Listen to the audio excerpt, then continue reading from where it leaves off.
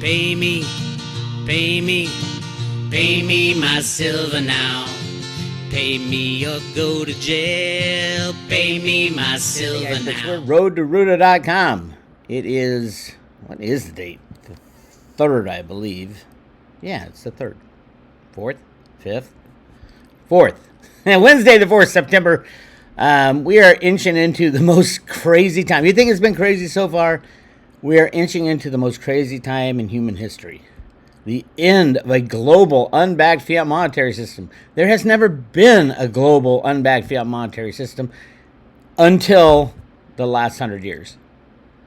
Actually, the completely unbacked fiat part, I don't believe in fiat backing.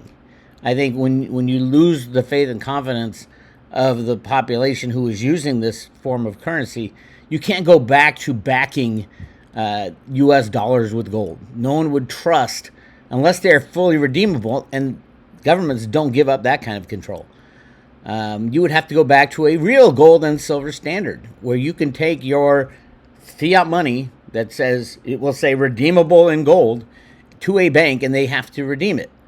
And they have it, and it's very carefully watched and regulated.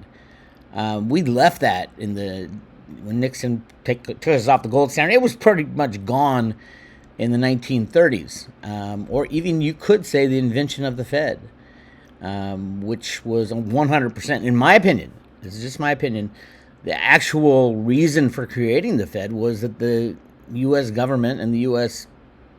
explorers at the Smithsonian found literally millions of tons of gold in the Grand Canyon. And they found it all over the place. And people are continually finding massive amounts of gold. There's so much gold in the world. But it would have taken the apple cart and not only tipped it over, thrown it up to the moon or the sun and watch it burn up. In early 1900s, there was only about 130 million ounces of gold circulating in the United States within the government and within the people. And probably about 300 million ounces on the planet that had been already mined and could be available.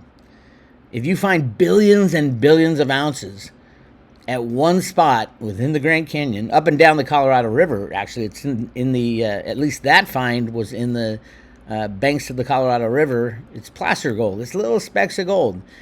And, the reason it wasn't, there's two reasons why it didn't happen that, they told everybody. They just locked it up in a national park.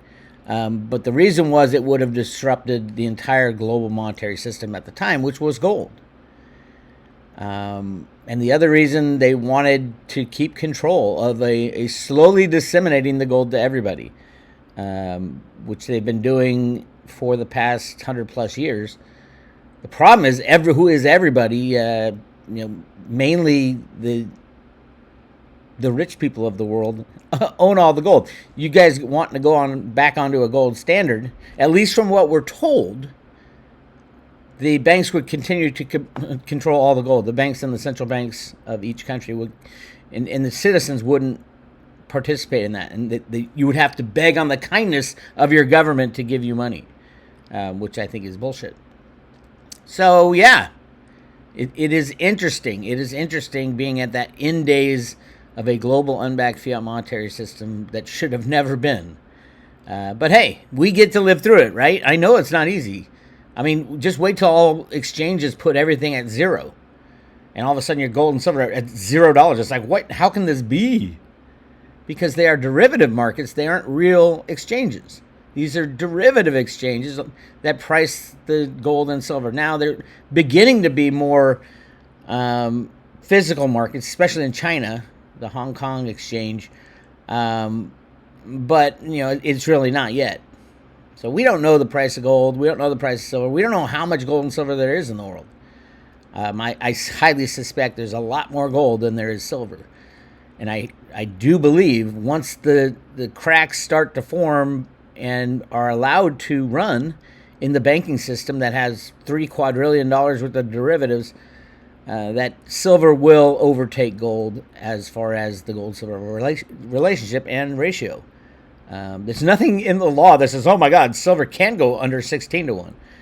Remember, it was like 10-1 to 16-1 historically, way back when, before the computers and derivatives started rigging the markets back in the early 70s at the COMEX. Before that, gold and silver ratio was always about where it was above ground.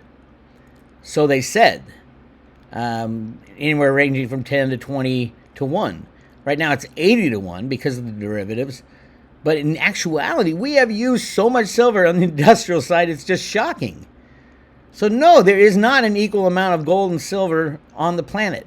There's a hell of a lot more gold on the planet and usable. There's a hell of a lot more gold than there is silver. So obviously, it should be obvious to everybody, especially those industries that absolutely need all the silver they can get, that the gold-silver ratio is going to swap. It's going to flip. It's not going to go to 80 to 1. I think it'll go to 3 to 1 ultimately at the peak.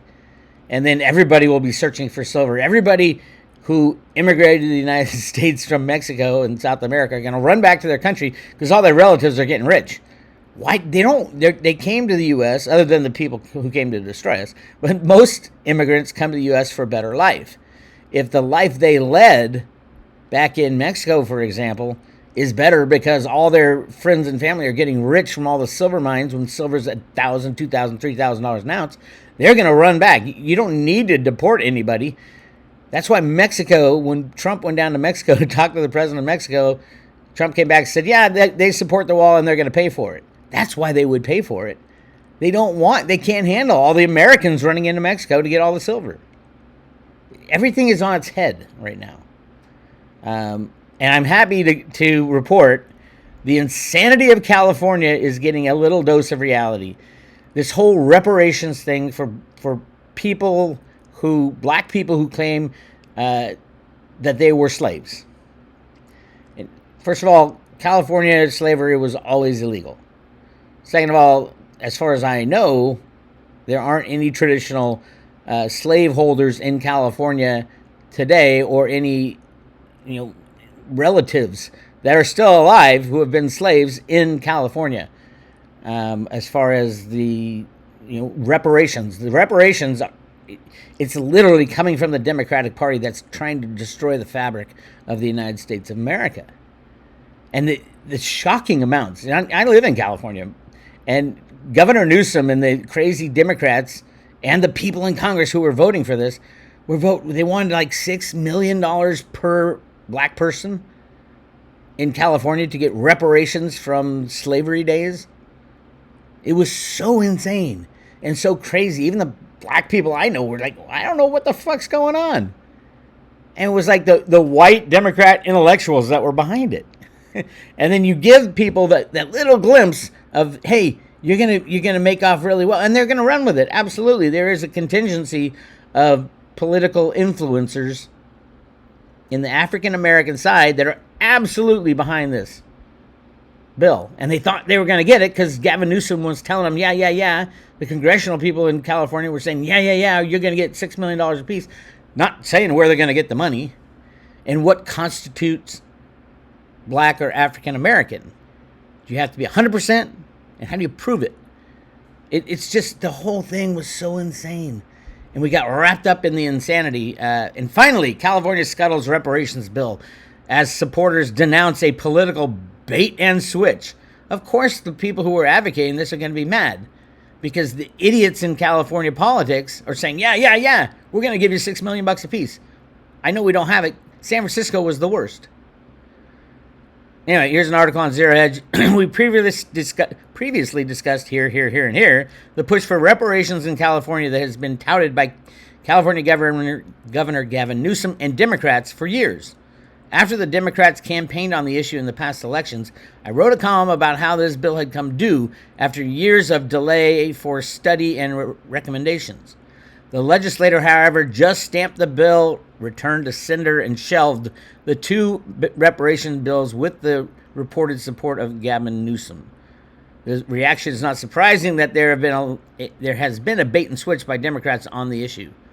Last week, the California legislature did approve proposals allowing the return of land or compensation to families whose property was unjustly seized by the government, and issuing a formal apology for laws and practices that have harmed black people. However, the two bills to establish a fund for reparation payments, Senate Bills 1403 and 1331, were tabled. State Senate Stephen Bradford blamed Democratic Governor Gavin Newsom for the results, stating that the governor made clear that he would veto them. Newsom signed a $297.9 billion budget in June that included up to $12 million in reparations legislation. However, that is a drop in the bucket given the billions demanded, and it's not clear how the money will be spent. Adding to the anger is the fact that the legislature approved a bill to allow undocumented persons to receive no-interest loans up to $150,000 to cover down payments on new homes. That is the most insane thing, right up there with reparations. Giving illegal immigrants $150,000 to buy a home. This is Kamala Harris's baby too, by the way. People need a fresh start. They need help. So you pay for them. If you're so wanting to help the poor and the needy, by all means, go pay for it out of your own pocket, Democrats. Out of your own pocket. Don't take it from everybody else, because I think it's insane what they're doing. And at least this insanity looks like it's slowing down a little bit. What shocks me is these legislators. They think if they vote the way all the crazy Democrats vote, Black Lives Matter, all that bullshit. By the way, the Black Lives Matter movement, the leaders of that took all the money and ran with it, by the way. In case you didn't know, probably most people do know. And all the intellectual elites had their Black Lives Matter sign on their on their lawns when it was all going on during that bullshit. Oh my God. Anyway, the time has come for the bills to be paid, and Newsom just saw that, hey, we have no money. There is no money for this, and there shouldn't be any money for this. I highly suggest you think about whether you want to continue to pay taxes in California. It's just insane. Anyway, silver. There's two things I want to talk about. My favorite topics as far as investments. Silver, being nearing the end of 170 years of price suppression, is very exciting. A lot of people ask me, well, what's going to do it? What they know that the price of silver is extremely low historically. 1980, silver hit $50 before they, artificially crammed the price back down to 20 or 10, and it was done by the government, and they even admit it. But it hasn't been allowed to move up since, because bankers love gold. They do. The central bankers love it. The Treasury loves it, because they have all of it. They have no problem with gold tripling. Gold has tripled since 1980. No problem. They hate silver because everybody hates silver. They love using it, but they want to use it at a cheap price. Silver is what? 60% of its all-time high, whereas gold is 300%. This is from 1980. Something is wrong there, obviously. If you haven't swapped all your gold for silver, do it ASAP. Silver will become unobtainium. You won't be able to get it at any price, but that will happen most likely when the COMEX shuts down. In case you're wondering who these the massive shorts are, it's very easy to tell when you look at the deliveries every month, because the delivery equals a real short. A real short has to deliver on the COMEX. It is a delivery month, but not a huge one. Right now, 4,421 contracts have been delivered, and there are, where are we? There are about 242 left. So you might say, well, that's not a bad thing, right? They're going to make it. Of course they're going to make it. Why? Because it's the same people trading back and forth with each other, and I will show you exactly where that is. So here we have the COMEX deliveries. The total is 4421, which is 22 million ounces. Each contract is 5,000 ounces. And you look, there are small traders, ADM investors, Marex. Citi doesn't. Citi has a massive short position, but it's artificial and never, very rarely does it ever deliver. But they are I think it's the third largest short position on the COMEX, which is crazy. So you go, little tiny 4 contracts here, 4 contracts there, and then you get to J.P. Morgan. Now, J.P. Morgan has already been busted for rigging the silver market. Had to pay $920 million for rigging gold, silver, and the Treasury market. Pleaded guilty. Traders went to jail. The SEC and the CFTC jumped up and down, and the Department of Justice, hey, we did it. We busted J.P. Morgan for something, and it actually stuck. No, it didn't stop. It might have stuck, but it didn't stop. Literally, they paid $920 million, but the same year booked $1 billion gain in precious metals just to cover the fine. That's how criminal these entities are. So J.P. Morgan is currently taking, this is just shocking, 15.5 million ounces. Of the 22 million ounces, 15.5 million were taken by J.P. Morgan, quote, customers. Who's that?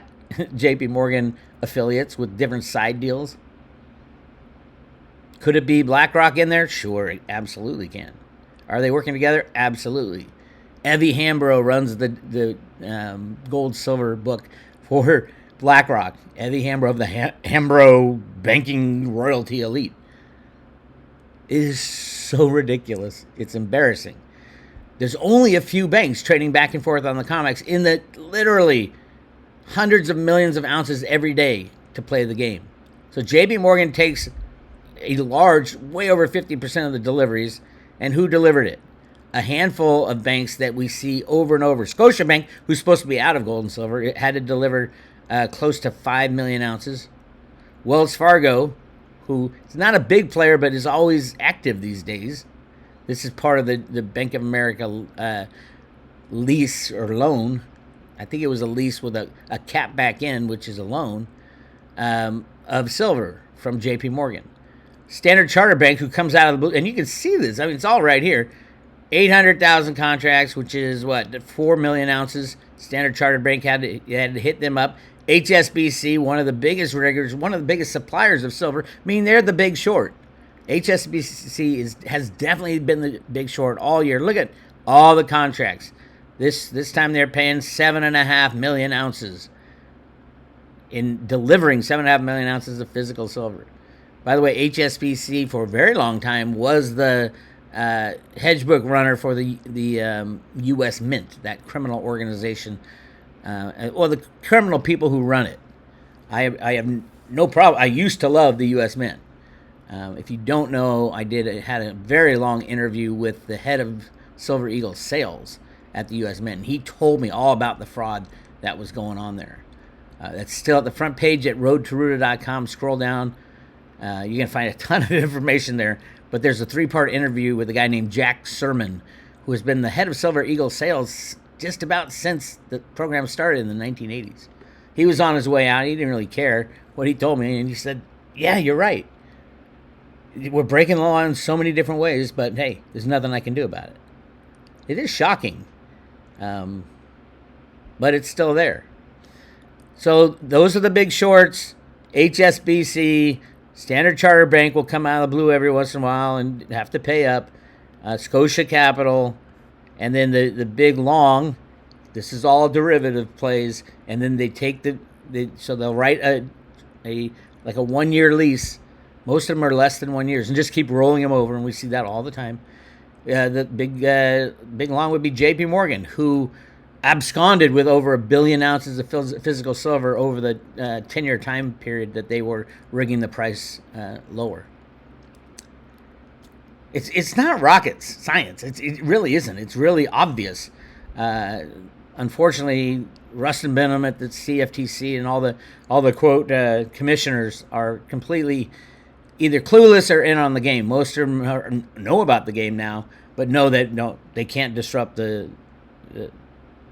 they can't disrupt the system. It's run out of the U.S. Treasury. This has been going on for so long through the Exchange Stabilization Fund, which is part of the U.S. Treasury, I think it's both U.S. Treasury and Federal Reserve System, which is one and the same, truthfully. One won't do something without the other. Usually the U.S. Treasury is dumber than the guys over at the Fed. But hey, there's good guys within the Fed too, I believe. If you look at the Road to Ruta document, that's where the Road to Ruta documents came from, is the Federal Reserve Bank of Boston. And it talks about going back to a gold standard, all the gold in the Grand Canyon, what was going to happen on 9/11 in 2008, which actually did happen. Mind you, these documents were published out of the Fed on January 1st, 2008. I was there on the site that day. It was so bizarre how I was there on the day to see it happen, because the day before I'm like, there's nothing here, and all of a sudden there's this re-release of the Road to Ruta Wishes and Rainbows cartoon, and I'm like, what in the hell is this, and why is it here? And it took me 6 months to analyze it, and finally it's clear as day. Massive amounts of gold was found in the Grand Canyon, all about going back from an unbacked fiat monetary system to a some sort of gold-backed system. Will silver play a role? I don't know, truthfully. I don't see any way that the U.S. Silver Eagles can be nationalized, and it doesn't make sense to nationalize them. There's not all that many out there, especially if you're going to go back to a gold and silver standard or any type of standard that is supported by the Constitution. Oh yeah, remember that thing, that old piece of paper is, who called it? Like Bush Jr. Well, we're getting near the end game, so just buckle up, silver. Who knows what they could put the price at minus $40 like they did with oil. They could put the price at $1 million and destroy the banking system. Don't know what they're going to do. That's why I'm a massive advocate. Get your metal in your own possession. No mining stocks, no ETFs, in your own possession only. And then as the system falls apart, you can survive, make it through to the other side. Bring on through to the other side. All right, and on the other side of that, Theta will be waiting with open arms.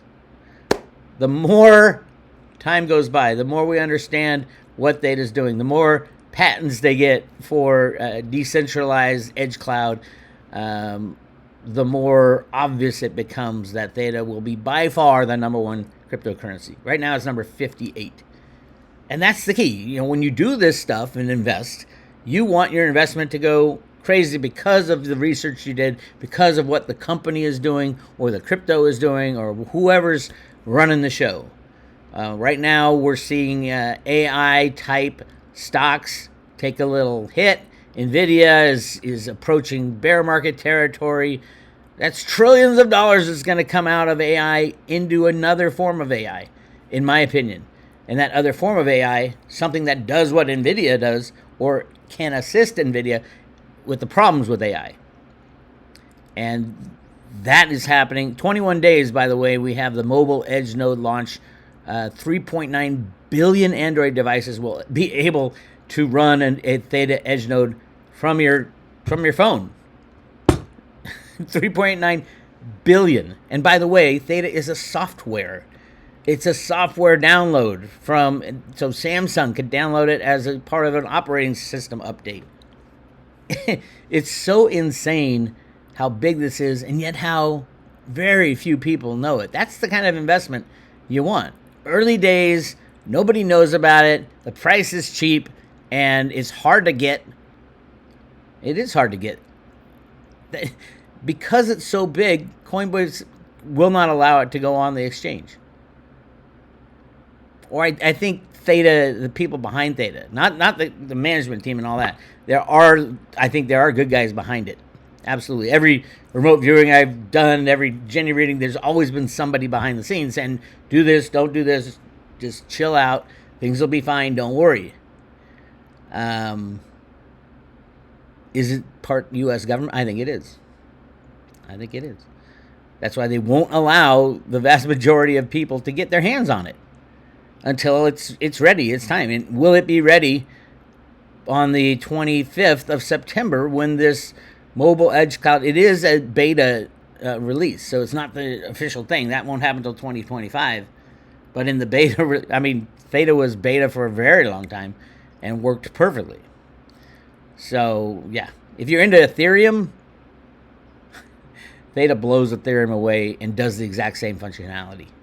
So easy to port your cryptos that use Ethereum over to Theta. They use the same software language, and I don't know. All I do know is, out of all the things in the future, the things we'll need the most, I think, in a high-tech world we're moving into is storage capacity for AI, processing power in the GPUs. That we're seeing that now. That's why NVIDIA is going crazy. And broadband sharing and decentralization. Theta is the number one avenue for that. Absolutely. As a matter of fact, let me show you. I asked ChatGPT, I said, will AI need the kind of decentralized computing functions like offered through the Theta Labs crypto ecosystem? And this is ChatGPT. Decentralized computing functions like those offered by Theta Labs could be beneficial for certain applications of AI, particularly in the context of scalability, resource efficiency, and security. Here's how such decentralized infrastructure might be useful. Scalability and resource sharing. That's really what I've talked about mostly, but that other stuff is very important. AI computations, especially in the fields like deep learning, require immense processing power and bandwidth. A decentralized network like Theta's, which focuses on video delivery but could extend to other types of data-heavy applications, allows users to share idle computational resources. This distributed approach could potentially make AI computations more accessible and scalable across a wider range of devices and networks. And then it goes on, and I talk about that all the time. And number 2, data privacy and security. Decentralization inherently enhances security by removing central points of failure. With AI models becoming increasingly powerful, there's a growing need for better data privacy. Decentralized systems can ensure that no single entity holds all the data or has full control over computations, reducing the risk of breaches or misuse of sensitive data. And then cost efficiency. AI training and inference on centralized servers like cloud computing models can be expensive. Decentralized networks where resources are shared might lower these costs by tapping into underutilized hardware. I've been screaming that for how long? Edge computing. For AI applications requiring real-time processing at low latency, like autonomous vehicles and the Internet of Things, decentralized computing could push computations closer to where data is generated, reducing the delay associated with transmitting data to centralized servers. That is the huge part. That is why they're putting the edge node on 3.9 billion Android devices. You can do the computations right where you need the computations. You don't have to go to central servers. However, there are challenges, including the need for robust coordination across nodes, ensuring computational integrity, and overcoming latency issues in distributed systems. Blockchain and crypto networks like Theta are still evolving, but they offer a promising glimpse of how decentralized computing might complement AI development, especially for large-scale, resource-intensive tasks. Now, here's the interesting thing. I think ChatGPT is delayed. The information they have is 2 years back. What they have gone on, Theta has covered every one of those things in the last 2 years. And then it said, would you like more details on any specific aspect of Theta's infrastructure? I said, yes, please expand upon this answer and include the investment potential for entities that solve these long-term problems for AI. Because that's what we're really doing. When you're investing in something, it's like I'm putting my investment money into this situation because, yes, I want the price to go up. But at the same time, I understand that they're doing something that will be very useful in the future. I think the ultimate use case of any crypto is going to be covered by Theta. And here, so I said, is this, what is it? What are the best potentials for investment growth for long-term solving the problems? The answer was the convergence of decentralized computing with AI offers significant investment potential, especially for entities that can address the long-term challenges in scalability, data privacy, and cost efficiency. expanding on how this synergy works and the potential for entities that solve these problems. Now, I've been screaming about scalability and resource sharing. I'm like, you can share your hard drive, you can share your CPU capacity, you can share your broadband. And that's exactly what they're saying right here, scalability and resource sharing. AI workloads require substantial computational resource for tasks like training large language models, neural networks, and other data-intensive algorithms. Currently, these tasks are largely centralized in the hands of cloud providers, such as AWS, which is Amazon, Google Cloud, and Microsoft Azure. Those three entities, the largest entities in the field, guess who they're partnered with? Yep, Theta Labs. Theta Labs literally has a partnership with all three of those. Theta Labs will be the go-to place for decentralized AI. AWS knows it, Google Cloud knows it, and Microsoft Azure knows it. All of them are partners with Theta. And Theta has the patents. So none of them can buy out anything because Theta's got the patents. However, decentralized platforms like Theta offer a model where computing resources are distributed across a vast network of participants tapping into underutilized devices, such as PCs, smartphones, and data centers. Remember, this is 3 years old, or 2 years old, this information coming out of ChatGPT. Potential investment. Theta Labs and other decentralized networks, entities that pioneer decentralized computing frameworks similar to Theta, but extendable to general purpose AI, are likely to see significant growth as AI expands. Theta's focus on decentralized video streaming could evolve to support AI applications like edge-based AI processing and distributing and training. Absolutely. Remember, this is 2 years back. What is it? What patent did Theta just release? Theta Labs issued U.S. patent for edge computing platform support by smart contracts with off-chain solutions.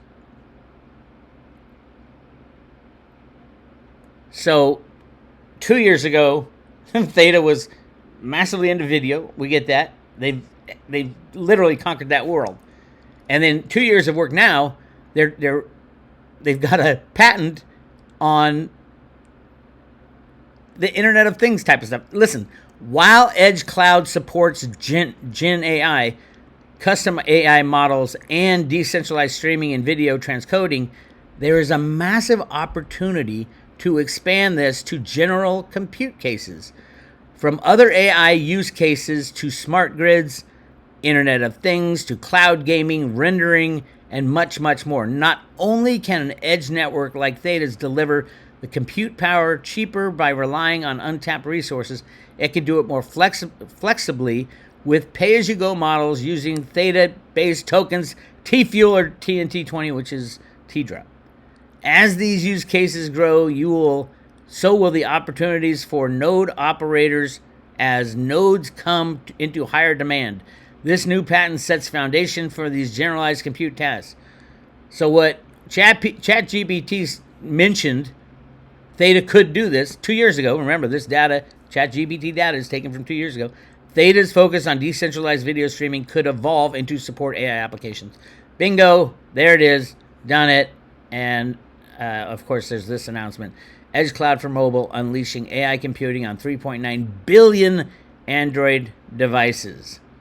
In one of the biggest leaps forward in Theta's history, the mobile version of the Theta Edge node for Android devices is scheduled to launch on September 25th, 2024.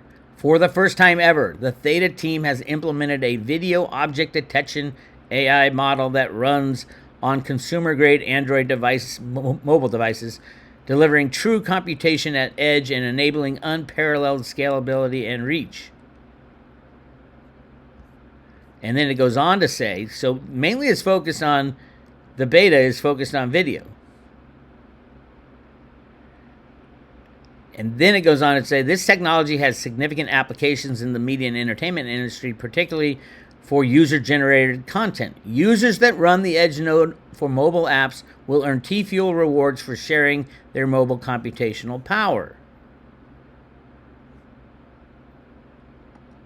And then it goes, I mean, the application of this is, you can't there's no stopping point. Oh, this only does that, or this only does this. It's not like that.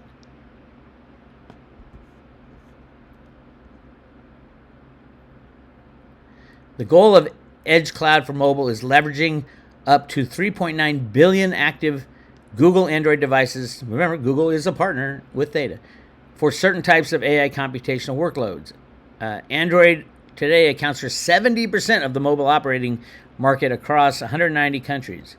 This also sets up the opportunity to target over 150 million active Android TVs globally that run Android TV operating system from Sony, partner, Sharp, partner, Philips, and many more. Samsung's a partner, by the way. While the average daily consumption of television today is 3 hours, this leaves the device available for the majority of time of other types of computation data sharing, especially as these always connect smart TVs increase CPU and GPU capabilities.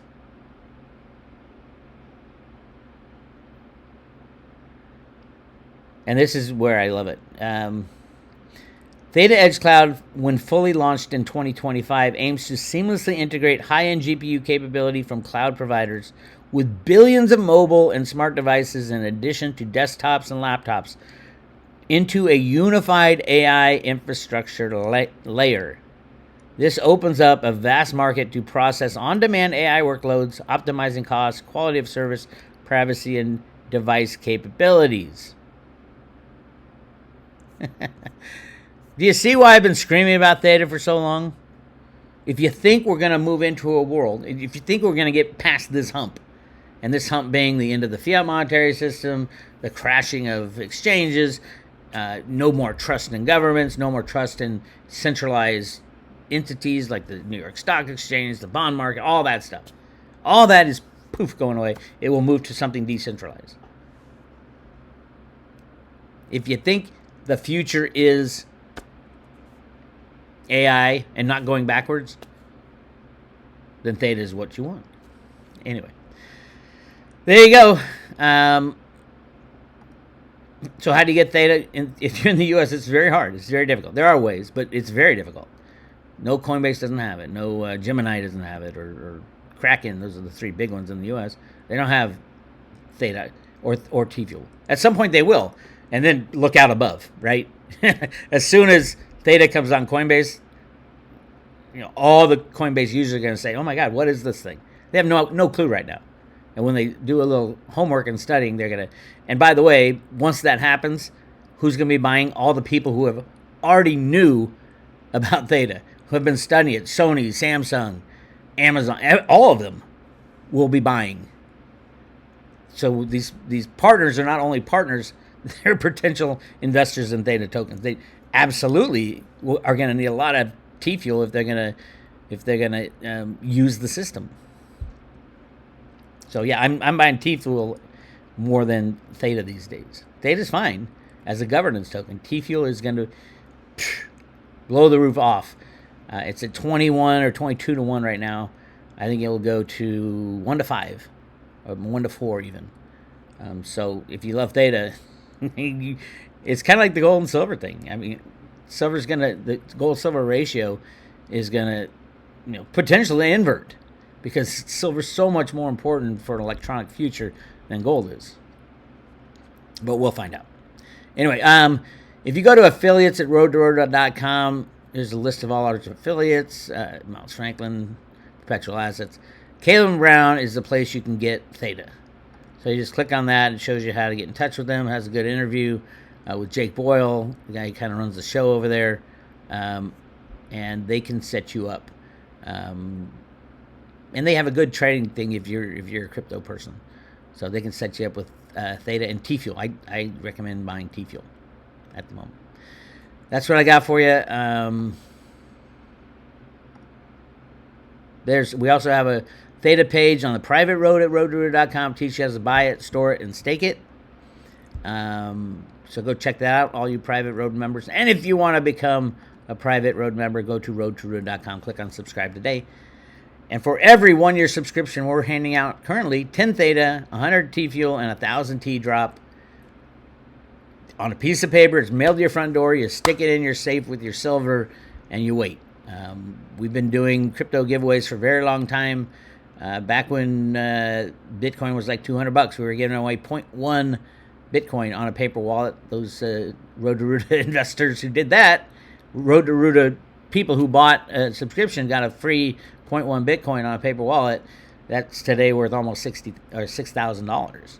So yes, I do think that the TFuel, especially today, the TFuel wallets will pay for the subscription over time and more. So that's what I got for you. This is Bix Weir, roadtoruta.com. I'll talk to you later.